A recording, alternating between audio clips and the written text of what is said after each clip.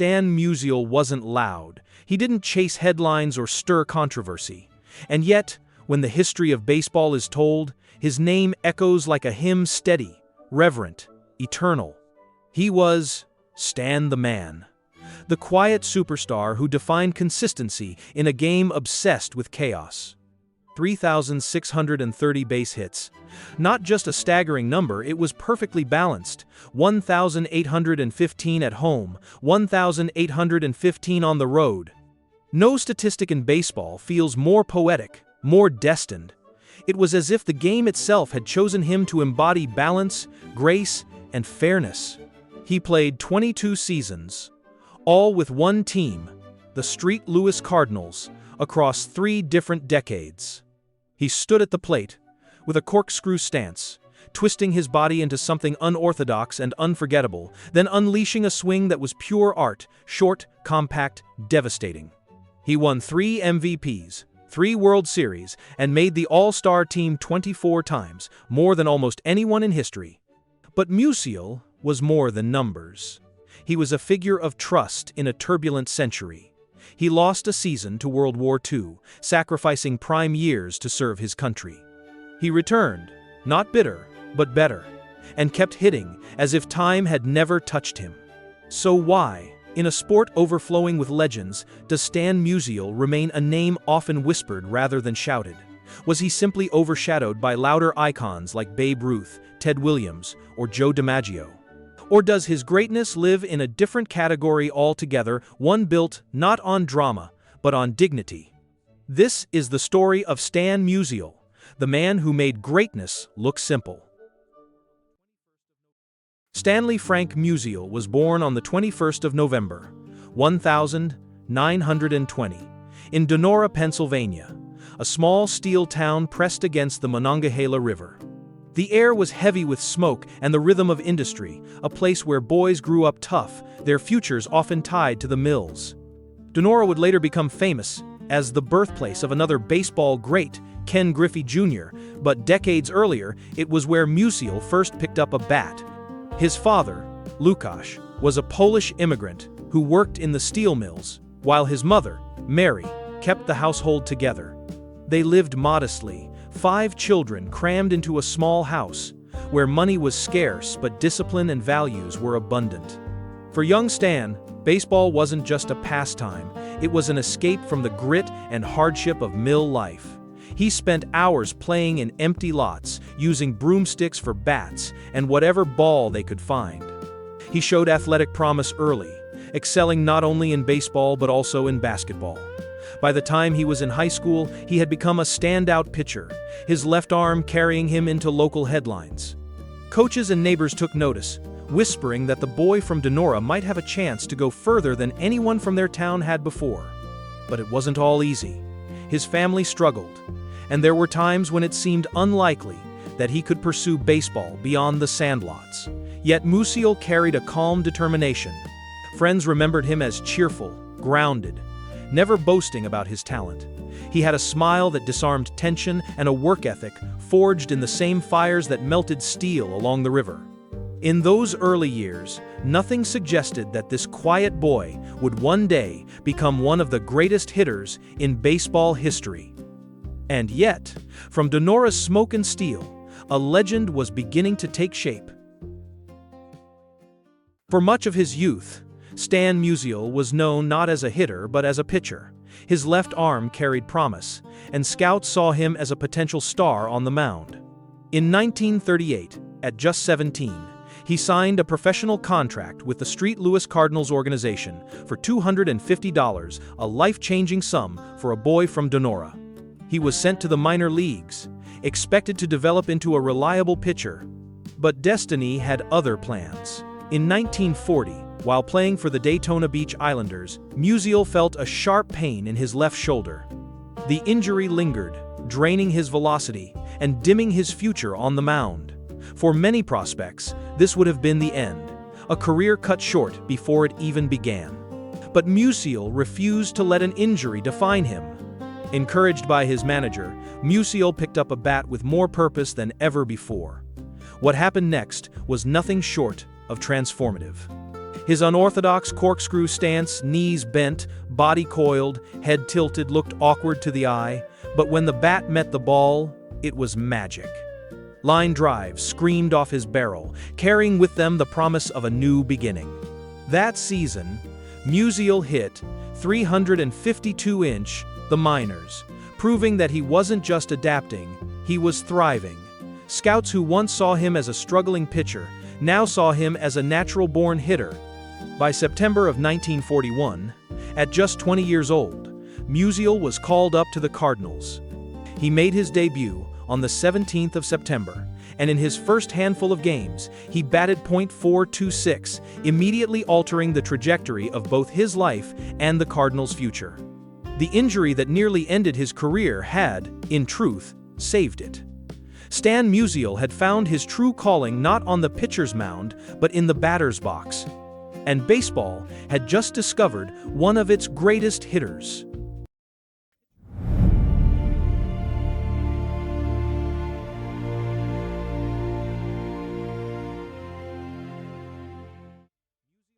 By the time Stan Musial settled into a Cardinals uniform in the 1942nd, it became clear that baseball had unearthed a phenomenon unlike any other. He wasn't brash like Babe Ruth, nor aloof like Joe DiMaggio, nor fiery like Ted Williams. Instead, Musial's greatness radiated through quiet dominance. With a stance that twisted his body like a coiled spring, he delivered swing after swing that produced line drives across every inch of the field. Fans in St. Louis came to expect it. Opposing pitchers came to dread it. His first full season in 1942 set the tone. Musial batted .315, drove in 72 runs, and helped lead the Cardinals to the World Series. They stunned the heavily favored New York Yankees, and the rookie from Donora instantly had a championship ring. He wasn't just along for the ride, he was the ride. Over the next decade, Musial became the face of consistency and excellence in the National League. In 1943, he claimed his first National League MVP award, hitting .357 with 220 hits and 48 doubles. He led the league in virtually every offensive category and carried the Cardinals to another World Series appearance. By 1944, he was once again at the center of St. Louis' success, guiding them to a second championship in 3 years. Then came 1946, a season that cemented Musial's legend.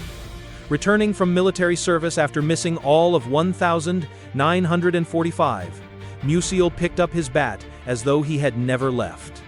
He hit .365, led the league in runs, doubles, triples, and slugging percentage, and was named MVP once again. The Cardinals, powered by their star, won yet another World Series, defeating the Boston Red Sox in a dramatic 7-game duel. But perhaps Musial's most brilliant season came in 1948.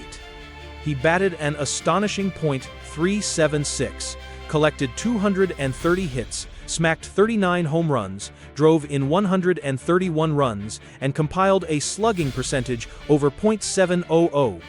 He finished that year with a career-high 429 total bases, a figure that remains one of the highest in baseball history. It was his third MVP season, and by then the nickname Stan the Man had already become immortal. The sheer breadth of his accomplishments defied belief. He won 7 National League batting titles, demonstrating not just peak excellence, but sustained mastery. He played in 24 All-Star games, a product of his longevity and the era's tradition of holding 2 All-Star games in some seasons. His 3,630 career hits remain 4th all-time, and the symmetry of 1,815 at home and 1,815 on the road is a statistic so perfect it feels scripted by baseball's gods. His career batting average of .331, along with a .417 on-base percentage and .559 slugging, mark him as one of the greatest hitters to ever step into a batter's box. And yet, Musial was more than numbers. His presence at the plate was a kind of reassurance. Cardinals fans knew that if the team needed a big hit, Stan was the man they wanted at bat. His style was efficient, never flashy, but devastatingly effective. Opponents often admitted there was little they could do. His compact swing allowed him to handle pitches in every part of the zone. Line drives to left, triples into the gap, home runs curling around the foul pole. Musial turned the ballpark into his canvas, painting masterpiece after masterpiece. Over his career, he led the league in doubles 8 times, in runs 5 times, and in RBIs twice. He amassed 475 home runs without ever being labeled a pure slugger, showing that he could hit for both power and precision. He struck out fewer than 700 times across 22 seasons, a figure that seems impossible in today's game. Perhaps his greatest accomplishment was his loyalty. Musial played all 22 seasons with the St. Louis Cardinals, becoming the very definition of a franchise player. Through wartime, through the shifting landscape of baseball, through generations of teammates, he remained constant, always smiling, always producing, always respected. When he retired in 1963, Musial had played in 3,026 games, collected more than 6,000 total bases, and held or shared 17 Major League records, 29 National League records, and 9 All-Star records. He had won 3 World Series, 3 MVPs, and the admiration of every city in the league. In his farewell game, Musial went to the plate one final time. With the crowd in St. Louis standing and cheering, he delivered a line drive single to right field. It was the perfect ending. Another hit, another moment of quiet brilliance, another reminder of why he was simply the man. For all his dominance, Stan Musial's career was not without interruption. The most significant came not from injury or scandal, but from duty.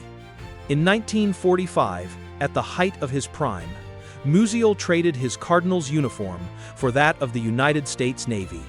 He served his country during World War II, sacrificing a full season of baseball in his mid-22nd, a time when most players are at their peak. For a hitter chasing greatness, the absence could have been devastating. Yet Musial never complained.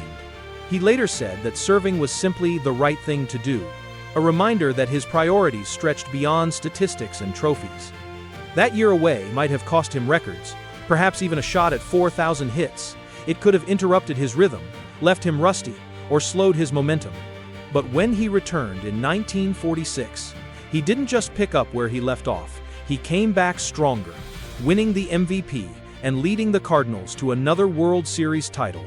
The war had taken a year of his career, but it had also deepened his perspective, giving him a humility that shaped the rest of his life. Beyond that lost season, Musial's career carried remarkably little turbulence. He avoided the scandals, clubhouse feuds, and personal demons that haunted so many of his contemporaries. His greatest struggles were the quiet ones, the aches of aging, the toll of playing more than 2 decades, the weight of being the franchise cornerstone year after year. In his final seasons, his numbers inevitably declined, but even then he carried himself with grace, never lashing out, never tarnishing his reputation. If there was a crisis in Musial's story, it was that his very consistency worked against him in the spotlight.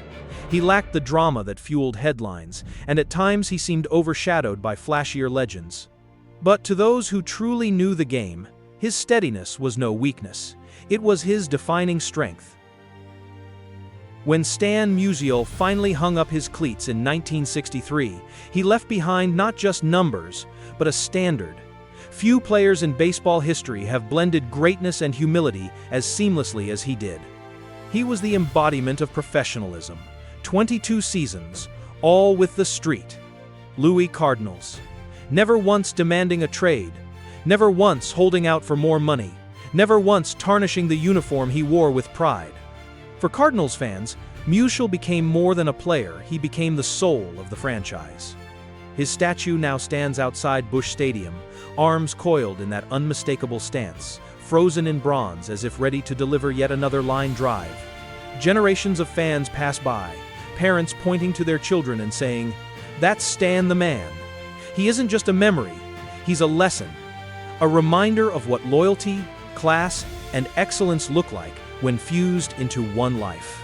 His numbers remain staggering: 3,630 hits, 475 home runs, 1,951 RBIs, and a career batting average of .331. But beyond the statistics, Musial's true legacy lies in the respect he commanded. Opponents adored him, teammates trusted him, and fans worshipped him. Even presidents sang his praises. President Barack Obama once called him an icon who stood as a true gentleman both on and off the field. Perhaps the most telling tribute came not from politicians or record books, but from everyday fans. In Brooklyn, where the Dodgers faithful despised all who wore cardinal red, Musial still earned their admiration. They gave him the nickname that would follow him forever: Stan the Man. It was not born out of marketing or myth-making, but out of reluctant awe. When he passed away in 2013, at the age of 92, the baseball world mourned not just a player, but a symbol of an era when greatness didn't need bravado to be recognized. His funeral in St. Louis drew thousands, many of whom had never seen him play, yet felt they knew him. That was Musial's gift. He belonged to everyone. In the end, Stan Musial's legacy isn't only in the records he set or the championships he won. It's in the way he carried himself with dignity, humility, and joy for the game. He showed that you don't need to shout to be heard, and you don't need to boast to be remembered. His life was proof that true greatness is quiet, steady, and enduring. Stan Musial will forever be the man.